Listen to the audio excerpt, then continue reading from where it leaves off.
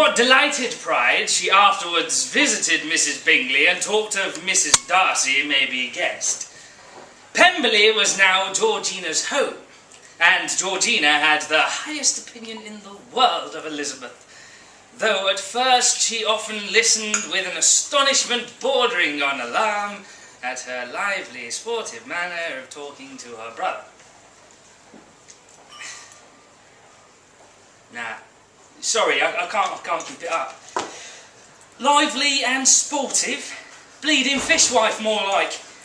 Lizzie Bennet could talk the hind legs off a donkey, and she had a kick like one too. As soon as I discovered, when I came back from whist one night with Mr. Bingley, a little bit worse for port, I must admit, and she nearly had me knackers off with her dancing slipper. So when Pemberley's real master returned from his plantation in Barbados, wondering whose boots exactly was sitting outside his bedroom door and what exactly had happened to his good-looking butler, Fitzwilliam Darcy, recently engaged on the glowingest reference from London, well, I reckoned it was about time to do another Darcy Scarper. Tragically, me old lady Lizzie, hampered as she was by being up the stick to the tune of 6 months, was unable to follow me out of the bedroom window and into the flower bed.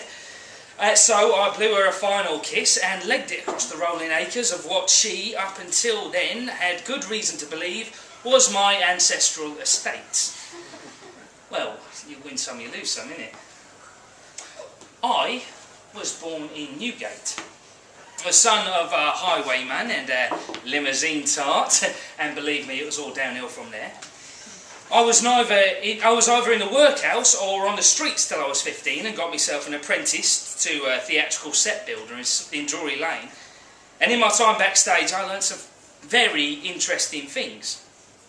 Number one, if you talk proper and dress nice, people love lending you money and hate asking for it back. Which is handy if you lost it on the ponies the night before. There's something else toffs love to do apart from drinking and each other. Number two, women love a haughty bastard. Brooding is your key word. You want to get your brow furrowing. And disdainful glances sorted before you go anywhere near a drawing room. Number three, posh birds are fucking gagging for it. All them balls and cotillions, all that fan play and pray madam, spare my yearning heart shit gets their juices flowing somewhat fierce under them corsets. And if you're the sort of bloke who can press your suit in the shrubbery without signing their new bombazine, if you know what I mean. I mean, you don't spunk all over it. Well, you, my son, should invest in a sturdy sword stick from Smith & Sons of Holborn for the purposes of beating off the lubricated locust swarm of totty heading your way. So, for 15 years I sulked my way through the drawing rooms of London society, seeking out only the fittest daughters of the gentry for conquest. I had at that time no thought of marriage, mainly because I weren't fucking mental, but also because I hadn't tumbled that hitching yourself to a skirt with a nice bit of dowry was a shortcut to the easy street, and didn't have to interfere with the nocturnal adventures of Mr. Darcy Jr., if you know what I mean. I mean, you know, shagging other birds. But, after a while, every player tires of the game and wants to put his feet up in a nice country mansion with a brace of domestics and a well-set-up missus firing out little fitsies every few years. So, when I heard about the job at Pemberley, I caught the next train to Derbyshire and presented myself to the master, who fell for the fitsy charm, hook, line and plonker. He left me in charge, and as I waved him off to the colonies that fine spring morning, the game, as they say, was on. I soon found an excellent wingman in Bingley, the dirtiest bastard who ever shaked a card table, and we set about snaring a couple of peachy birds. Obviously, I went for Jane first, her being the looker, But Bingley said that he wouldn't mind rifling her gusset, so I stepped back like a gent and started ignoring Lizzie instead. Stupidly, I thought, 'cause of her dad's big place, she'd have money. I didn't know about the entailments and all that shit, being a Newgate boy. And by the time it emerged she didn't have a pot to piss in and was planning to live on me, I'd ignored her knickers off and it was too bleeding late. So, this time, I resolved, as I leapt the ha-ha and pegged off through the game woods, I was going to do it proper. Find a proper rich bird, get her up the aisle and retire to a life of luxury and feeding up the kitchen maids in the pantry. Heiress, ring, happily ever after. Bish, bash, bosh. What could be simpler? So, picture the scene. Your humble correspondent in a new black frock coat and the tightest breeches Savile Row can sew, hair curled like a Turk's beard and brooding forehead firmly furrowed, enters the drawing room of Lord and Lady Tight-Ass of Mayfair. Names changed to protect the innocent, etc. A murmur of interest shivers through the assorted totty. I can practically feel their minges twinge. I stride forward. Every mother calculating how much this well-dressed slab of testosterone must be pulling in each year, not to mention what a stir I'd make in their stagnant gene pool. The best way to your real target, I've found, in these situations, is through the mother. Chat up the old girl and the daughter's a done deal. Lady Chatsworth, how delightful to make your acquaintance. I have heard tell of your great beauty and that of the daughter. But words, as ever, prove inadequate. I bow, kissing the mum's ring. Mr. Darcy, you are too kind. Allow me to present my charming daughter, Amelia. Score. Amelia's fit as fuck. With saucy blue eyes and charms like a motorboat until the invention of the four-stroke engine. I stare at her broodingly. And her friend, Miss Evelina Scrimshaw. Miss Scrimshaw is the ward of Amelia's betrothed, Captain Slaughterton of the 9th Dragoons. Oh, fuck me. They've stitched me up proper. I'm the consolation prize for Amelia's mate. And there's no chance of getting my end away with a dragoon's intended. He'll cut me up and spit roast the bits. It wouldn't be so bad if Evelina was doable, but this girl is butters.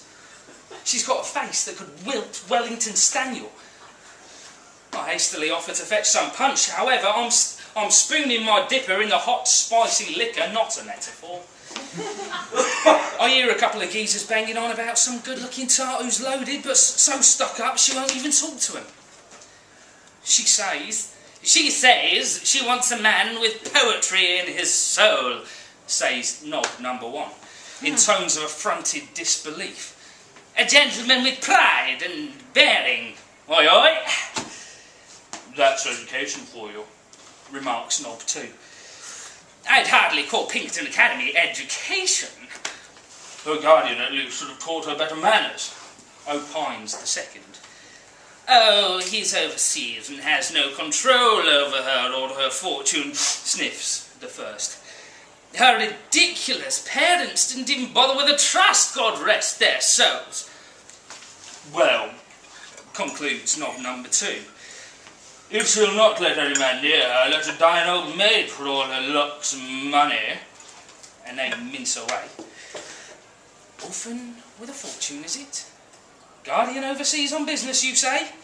Control of her inheritance and a thing for haughty bastards, Fitzy? I say to myself 2 words. Get in! Asking around, I discovered a minx's name. Rebecca.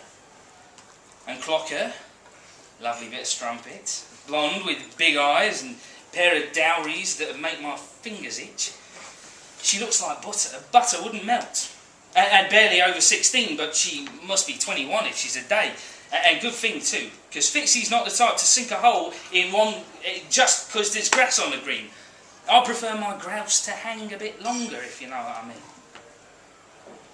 I mean, I ain't a pedo.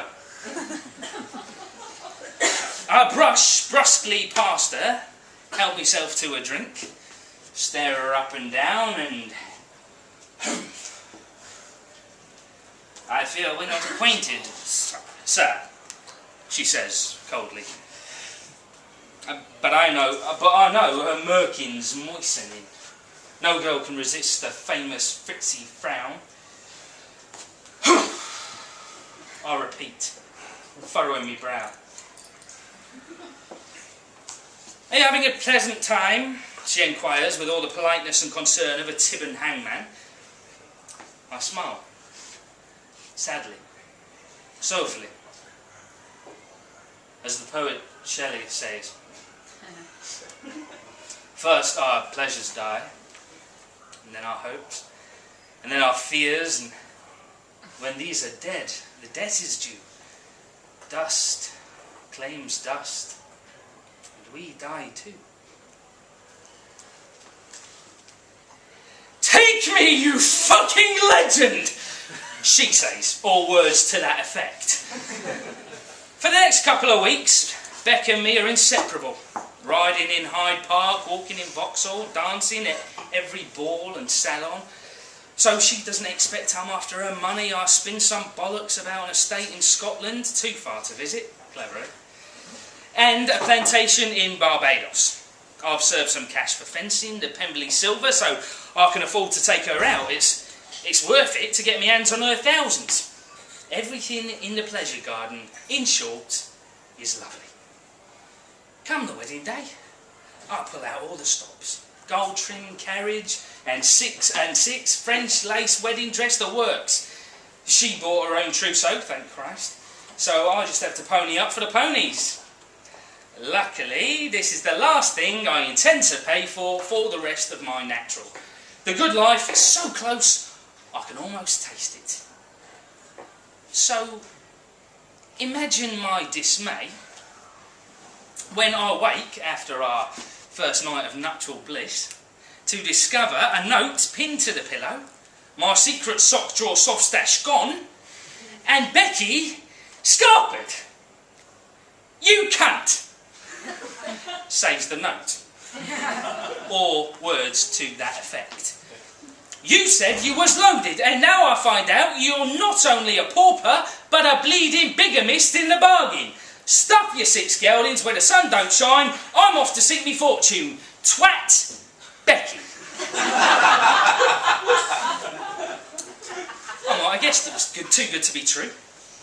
I should have known that once again, a seemingly unattainable miss was not necessarily the prize she seemed. Quite frankly, I ought to have ignored the pleadings of Fitzwallace Darcy Jr., to wit, my cock, for once in my numpty life, and realised that Beck's was as sharp as her surname. A right little chiseler, and no mistake. Maybe we deserved each other. Oh well. Never say die, Fitzy, never say die. There's good times just around the corner. Maybe it's time to look for love again. Or at least tops and fingers. I saw this proper tasty piece crying in the park the other day. Looked like she needed a bit of a comforting, if you know what I mean. I mean, she needed a good seeing to. Marianne something. I didn't quite get her last name. Darkwood? Dashwood? Yeah. I'd smashed that and no mistake. Watch his space.